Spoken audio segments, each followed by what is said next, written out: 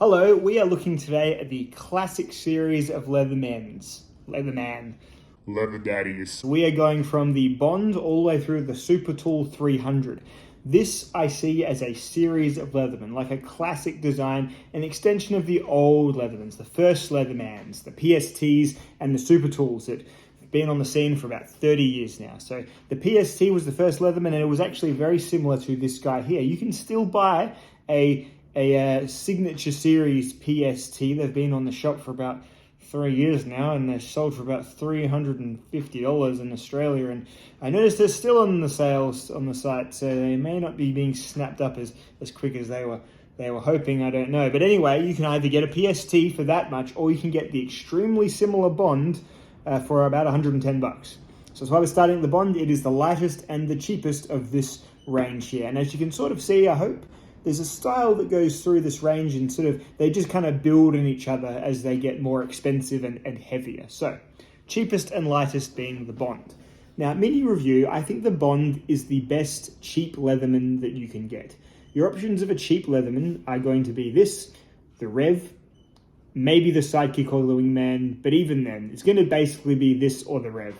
And this has a marked increase in quality over the Rev in terms of the way the tools operate, the way they work, the general feel of the thing. And this is actually still a little bit cheaper, at least here in Australia, than the Rev. The Rev, in my opinion, is not an impressive Leatherman. It actually doesn't even feel, saying this is the case, it doesn't feel like a Leatherman. It doesn't feel like it was made in the same place as this and these and the Wave and all the other Leathermans I've had. The Rev Sidekick Wingman series never did it for me. Anyway, so this, I believe, as a mini review, is the best sort of entry point. If you've got like a, not like an S tier family member in your life that you want to get a handy tool for, but you've got like one of those B tier or C tier, family members or friends or something. Like maybe if you're like fairly fond of your boss, but they're still your boss and they still don't give you like a PDO when you ask, even though you've looked ahead on the roster and no one else has got one. But you still generally like them, so you might want to get them something for like their birthday when they're turning 50 or something. From the team, Leatherman Bond, they give you that PDO though, fucking Rebar, for sure. But yeah, great sort of entry level tool for that class of gift giving, because I always associate Leathermans with gift giving to, I'll admit, traditionally dudes. Got a dude in your life, give a Leatherman, but you know what? My wife loves multi-tools and Leathermans as well. She loves playing with them and taking them apart. She actually likes the SOG ones the most, though. Gross. I didn't realize I'd married such a kinky bitch. But anyway, she enjoys Leathermans too. So not just for men, but great entry level here, the Bond. Let's go on the tool journey through the tools, and you've got a pretty basic tool set. You've got a knife, you've got a can opener. Which also has in its neck a little wire stripper there, which actually does work to strip some wire. You've got the opus of these, and this is why one thing that I always put these above the Wingman Sidekick Rev series, 3D Phillips head driver. I go on about this so much it's going to end up on one of my shirts after I put a bin on a shirt finally. 3D driver on a multi-tool, one of my favorite things they can put on a multi-tool, especially when it's got a little bit of reach like this one. Perfect. I like this more than the Waves exchange a bit thing, because those are 2.5D at best. The only thing I like is 2.5D in my fighting games. Everything else, 3D please. It's got a file on it, which is a good competent file with two different sort of grits on it and a little metal saw at the bottom there. A little lanyard hole if you count that as a tool. I don't, but I'm sure Leatherman do on their website. There's probably like 6 tools on here that I haven't even counted. You've got a larger flat driver, possibly light prying. Not too heavy though, not too heavy on your prying. Calm down there, Sonny Jim. A narrower flat driver there, and then an awl or a punch, or if you like to say things the dirty way, a reamer. It's for obviously drilling holes in sort of somewhat rigid or thick materials, or starting holes in wood or whatnot. And it's got a blade on the side. It can also double as like a package opener style blade as well. There's a ruler on the handles, which make, when you fold it open, about a 20 centimeter ruler there. And then, of course, the plier head has its wire cutters, its hard wire cutters, its knurled portion, and its needle nose portion. Leatherman probably counts this as 9 tools on the literature. I'm just kidding. Leatherman. Please send me an ARC to review, or let me buy one first. It gets good views.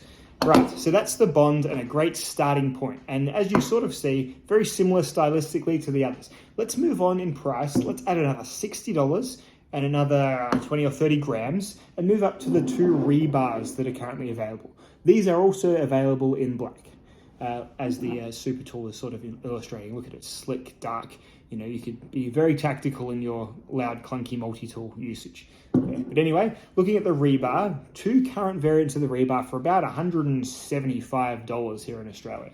In America money, just kind of like halve it pretty much, and that's kind of the equivalent, like dollar for dollar, and like how much you work and like wages and stuff. I think it's about the same, just half it. Very rough guide to economics there. Right, so Leatherman rebar here, this is the standard one. So this one has a slightly more fleshed out tool set. This one adds a. Well, this side's got all the same tools that the Bond has, so nothing new on this side, nothing new to see here, folks. You've got a file, you've got a awl, reamer, you've got a smaller flat driver, you've got a wider flat driver, and you have your plain blade knife. Closing this one down. On the other side, you start to see some interesting things that you haven't seen before. If you'd only ever seen the Bond in your life, you've got the serrated blade. Look at that. You've got the saw blade. Now, this is the thing on the Bond that I would rather they put on the saw rather than a file, but that's just me. Maybe they'll do a Bond 2 or a, what's another word for a Bond? A hug. No, the Leatherman respects. No, the Leatherman. Can I get my thesaurus out? What's another word for Bond? That one, the Leatherman that. Right, and then you've got a 3D Phillips driver and a can opener once again. So you're getting 2 extra cutting tools on your rebar, serrated and saw, right? So that plus, Leatherman are describing that plus the replaceable cutters here are worth an extra $60, which maybe, I mean, it's a bit cheaper than building it yourself still, I guess, isn't it? And they can kind of charge what they want. And I guess that sort of works. It's a little bit more features for a little bit more price, about a third more price. I wouldn't say it's a third more features, but anyway. With regard to the cutters versus the old style cutters, I don't see particularly any great benefit in these. Leatherman have a great warranty. They'll still, if you break these cutters, you just send it in for a warranty repair and they will fix your tool still. These ones, you break these, you change them yourself, you dummy. Although, if you're all about the right to repair and you want to make a political statement with your Leatherman buying, then you go ahead and fight the power. Take that, John Deere. I'll repair my Leatherman cutters myself. Thank you very much. So that's kind of what's going on there. But the 2 big things are these 2 little buttons here. This button here and this button here, because they are locks. The tools on the Bond do not lock on the handles. They are still held with a pretty decent detent. So I'll open my incredibly useful driver there, right? You heard that snap. I sure did. So that is a driver that is held, by a relatively eager detent from just folding shut on your hand. And a little bit of extra protection, of course, is afforded when you close the entire tool and use it like so. I've never had one of these not locked. These detent-held tools close on me in sort of some kind of clumsy, embarrassing circumstance where everyone then laughed at me for mishandling a Leatherman. It's never happened to me. But if you are worried that may happen to you, then by all means, Springfield rebar, which has locking tools, which probably is adding a level of mechanical complexity, perhaps equating to that slightly higher monetary value. So there you are. The Bond also, though, has a pair of holes in it that you can attach a free pocket clip to, which is not included. So let's move on to the next rebar, which is a little bit lighter, but about the same price, because this one lacks both the knife and the serrated knife. And would you believe the name for this Leatherman that they've settled on? It's fucking crazy, but it is called the Knifeless Rebar, because this one has a saw, which is really like a bunch of little tiny knives, isn't it? I mean, come on, Leatherman.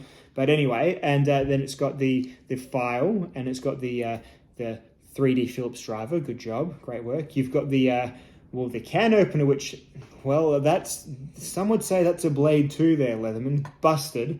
And then it's got a series of driver tools. So it's got your classic, your medium flat driver there, which I'm trying to get out in a glamorous way. Medium flat driver, larger flat driver, and then of course your reamer and awl kind of tool there. And then we close this up all together, and then we've got a pair of never before seen on the classic platform of Leatherman the scissors. Little pair of scissors there. Also known as two tiny knives crossing over each other, Leatherman. Do your own research, guys. Anyway, you've got a little pair of scissors on there, which is, you know, a nice little pair of snippy scissors. It's basically the ones that you get on the wave scissors from inside the wave handle. And they are a nice little pair of scissors. So all your cutting needs are probably still going to be met by the scissors. And if you really are happy to hack up your cheese, the saw. So there you go.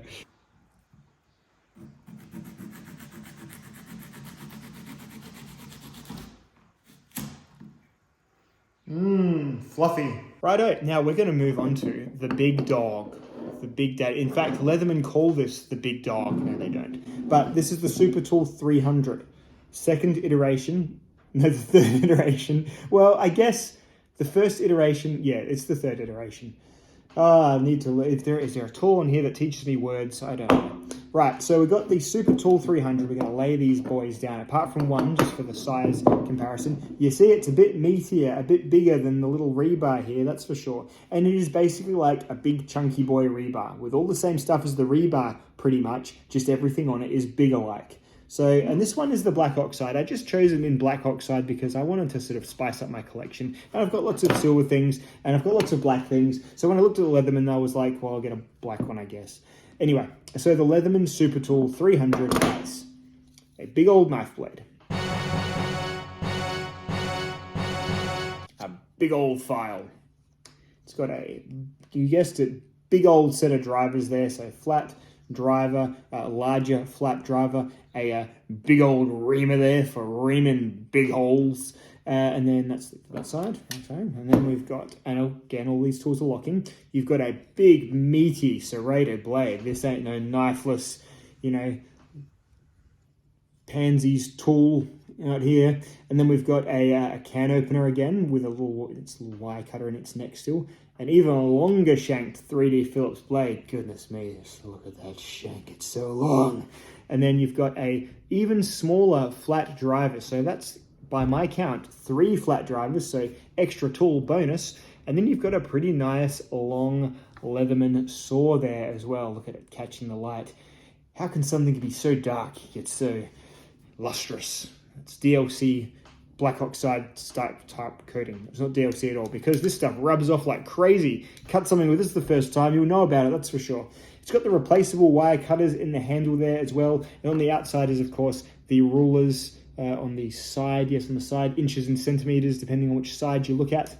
And then it's got some wire crimpers in the handle there, which the Leatherman rebars have as well, but not, I believe, the Bond. No, yeah, maybe. No, that's not really. That's just where the handles join. So, actually, another tool the Bond doesn't have. It's like, damn, how did I miss that? I use the wire crimpers all the time. Anyway, so the Super Tool is, yes, a slightly bigger, slightly more full-featured Leatherman rebar, which is, you know, a pretty good handy tool. And this is one of the ones that I generally recommend to people who like, hey, what multi-tool should I get for my husband? I usually just say, get him a wave or get him a Super Tool. Super Tool if they're a bigger dude with big hands, because generally the Surge is quite expensive, and so the Super Tool and the wave are about the same price, and they kind of do the different things that Leatherman do. To someone who kind of just has an idea of what a Leatherman is in their head, but perhaps wants something a bit more full-sized. And the wave is kind of a similar size category to the rebar, but probably more initially appealing. So there you go. So look, ranking all of these, well, you know what? They're all about good for various things. The rebar is a great sort of all-around Leatherman. You could EDC this one pretty happily. It fits in my coin pocket really well. The Knifeless Rebar is a great idea for people who are in sort of knife weirdness zones, like places where the police have explicit search laws that can actually get normal people who go around, you know, search randomly, and you want to be like, haha, you're welcome to try my Leatherman, good officer, but you'll be pleasantly or unpleasantly surprised if you look in the handles, you'll find there is no knife. And he'll be like, what the fuck's this? And that looks like you got about 19 little knives there, mate. You're under arrest for carry offensive weapon times 19. Yeah, just a hypothetical that's never going to happen. Anyway, it's a lovely idea.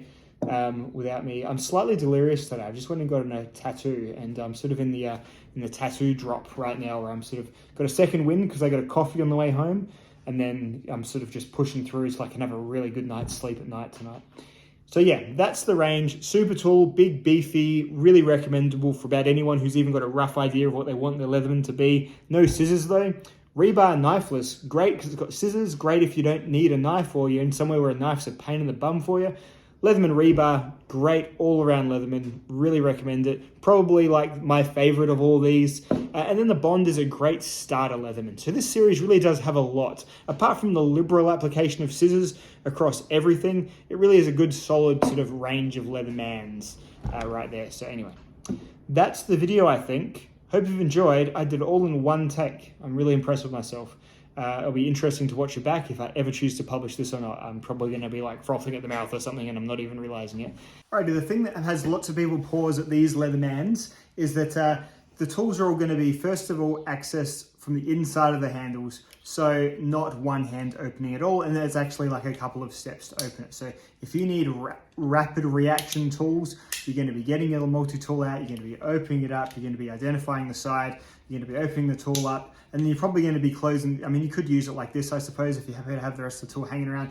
But generally it is done that you close the tool and use it as like a full handle grip. Then of course, with things like the knife blade, you kind of get this slightly vacant area here where in this grip, you don't get the full use of the knife unless you're doing like a held cut. So yeah, you know, there's a couple of little, old-fashionednesses to these tools here, and that's sort of one of them. And then there is nothing that's available from when the tool is closed. So say the big selling point for tools like the Wave and the Charge series and the Surge are that they choose 4 tools to have openable from the outside, which is, you know, the knife blade, both knife blades. You can open the saw, not one-handedly, but you can open the saw from the outside, and also the file. And the file in the Wave series, and in fact, I think even the Free series, is a diamond-coated file, which is diamond on one side and cross-coated on the other, which is a slightly better file. So the Wave is going to cost about as much as a Super Tool, I think maybe $10 more, but you do get some more of those modern features. And then if you move up again to the Free,